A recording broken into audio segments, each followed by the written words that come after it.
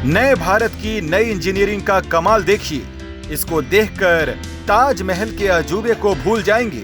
इस मकान के 350 पैर हैं।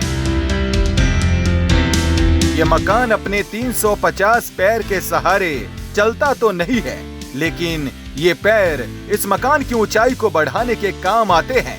इन पैरों के सहारे ये मकान हवा में झूल रहा है।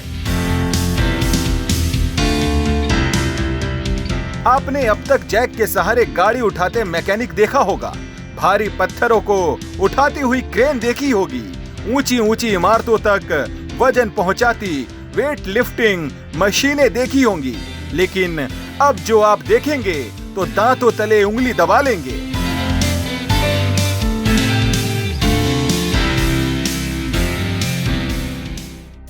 ये है झारखंड की राजधानी रांची के जगतपुरम इलाके में बना 2 मंजिला मकान, जो काफी बड़ा है, लेकिन आज वो किसी बीम, दीवार या नींव पर नहीं बल्कि जैक पर खड़ा है। इस मकान की 1-1 फुट दीवार काटकर उसे जैक के सहारे खड़ा किया गया है।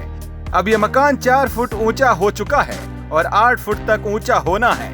कुल 350 जैक इस मकान को लिफ्ट करने में लगाए गए हैं। इस घर को लिफ्ट करने का खर्चा 15 लाख रुपए आया है।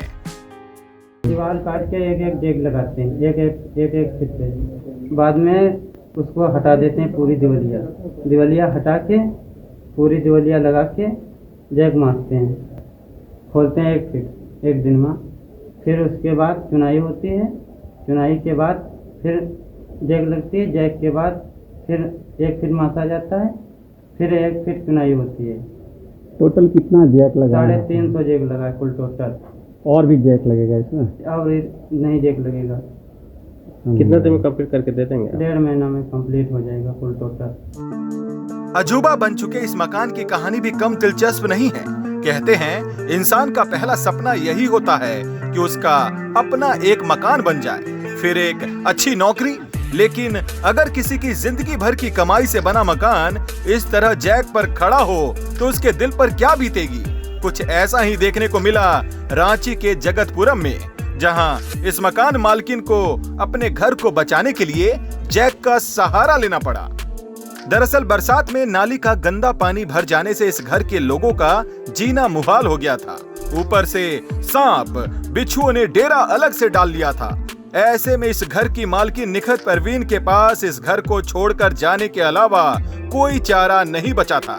लेकिन सोशल मीडिया में जैक के सहारे मकान खड़े करने की तकनीक ने निखत के सपनों के घर को ढहने से बचा लिया। जब मैंने सोशल मीडिया पर ट्राई किया, गूगल पे और यूट्यूब पे, तो हमें मालूम हुआ कि हाँ इस तरह का काम होता है। उसके बाद देखते देखते जब मैंने पूरी तरह से देख लिया तो एक जो सोशल मीडिया पे नाम आया कंपनी का, उसको मैंने संपर्क किया मोबाइल के थ्रू। उन्होंने कहा कि हाँ हम लोग ये काम करते हैं। वो लोग लखीमपुर के, यूपी लखीमपुर के रहने वाले हैं। वो लोग आए, पहले मेरे घर का पूरा सर्वे किए, सर्वे करके हमें वीडियो दिखाएं कि आप मैम कंफर्म हो लीजिए तभी हाथ हम लोग लगाएंगे, आपको कुछ डाउट हो आप नहीं कराइए। तो पूरा उन लोगों ने वीडियो दिखाया कि देखिए हम लोग ऐसे कम से कम 150-200 मकान मन उठाने का उन लोगों ने वीडियो दिखाया।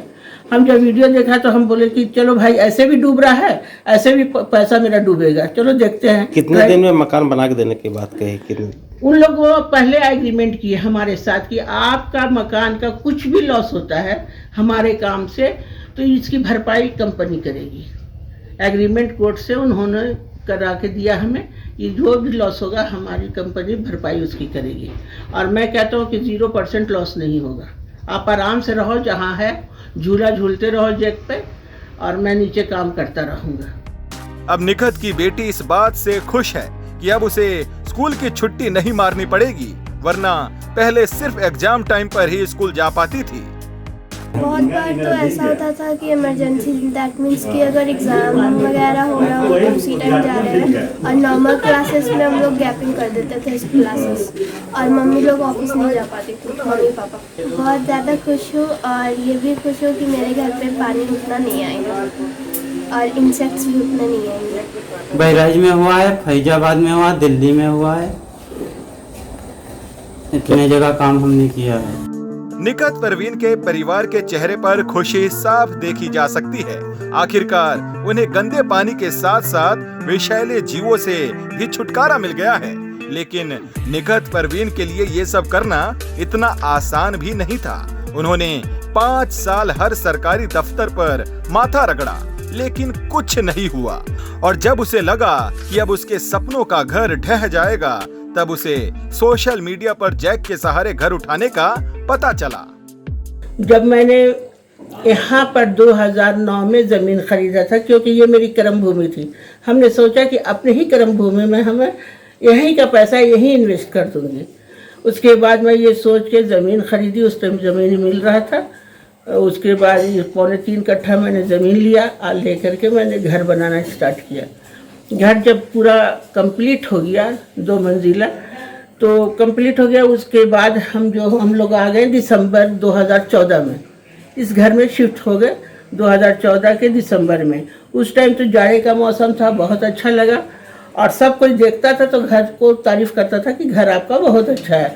अब फर्स्ट घर हमारा है जो यहाँ पर बना था, जगतपुरा कॉलोनी में फर्स्ट घर हमारा है। यहाँ पूरी धान की खेती होती थी, किसी तरह का कोई घर नहीं था, मगर सबों ने जो भी है हमने खरीद करके बनाया है। बनाने के बाद जब बरसात का मौसम आया, गर्मी बीत गई, बरसात का मौसम आया तो देखा कि नाला की तरह, नदी की तरह पानी मेरे घर में घुस रहा है। उसके मैंने सोचा कि इसे मोड़ दिया जाए, किसी दूसरे तरफ कर दिया जाए। तो किसी का बाउंड्री तोड़ करके, उससे परमिशन लेके, किसी का रास्ता से जो जिसकी ज़मीन है उससे परमिशन लेकर के मैंने पानी निकालना स्टार्ट किया। हाथ में बरसात आता था, हाथ में खंती और कुदाल मेरे हाथ में रहता था और इधर उधर तोड़ ताड़ के हम पानी निकालते थे। मगर जब देखा कि अब एकदम मेरे से हालत सब खराब हो गया, सबका घर बनने लगा, सब ने क्लोज कर दिया, पानी निकलना अब क्लोज कर दिया। अब हम पानी कहीं से नहीं निकाल सकते हैं और मेरे घर में पानी भरने लगा। पहले निकल जाता तो नहीं भरता था। तब मैंने नगर निगम का दरवाज़ा खटखटाया। नगर निगम में मैं कम से कम 5 साल जाती रही। हर 2 महीना 3 महीना पे लिखित रूप में नगर निगम के आयुक्त, नगर निगम के वार्ड पार्षद, नगर निगम के आपके ये आशा लकड़ा मेयर, सबको मैंने लिखित, इंजीनियर, सबको लिखित रूप में दिया कि आप लोग एस्टिमेट बनाइए, कम से कम नाला या रोड बना दीजिए कि पानी सब निकल जाए। मगर 5 साल में किसी नगर निगम वालों ने हमारी कुछ नहीं सुनी। रांची में निखत परवीन का घर आज पूरे प्रदेश के लिए एक अजूबा बन गया है। दूर दूर से लोग इसे देखने आ रहे हैं। लेकिन जिस तरह दुनिया के 7वें अजूबे ताजमहल की खूबसूरती को देखकर लोग रश्क खाते हैं, उसी तरह हर इंसान के लिए ये घर किसी अजूबे से कम नहीं है।